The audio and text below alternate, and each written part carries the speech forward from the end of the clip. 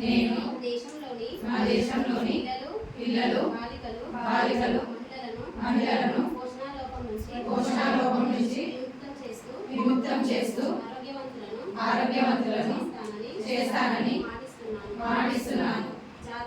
జాతీయ పోషణ మాసం సందర్భంగా నేను ప్రతి ఇంటికి సరైన పోషణ, పోషకాహారము, తాగునీరు, పరిశుభ్రతలపై సమాచారం ఇస్తాను.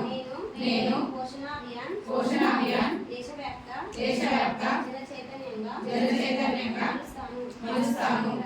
ప్రతి ఇల్లు, బడి, పల్లె, పట్టణం సరైన పోషణ నినాదాలతో మారుమోగేలా చేస్తాను. ఈ జన చైతన్యం ద్వారా నా దేశ సోదరీమణులు పిల్లలు సంపూర్ణ ఆరోగ్యవంతులవుతారు. మెరుగైన శక్తి సామర్థ్యాలతో జీవితాలను సార్థకం చేసుకుంటారు. ఇదే నా దేశ ప్రతిజ్ఞ.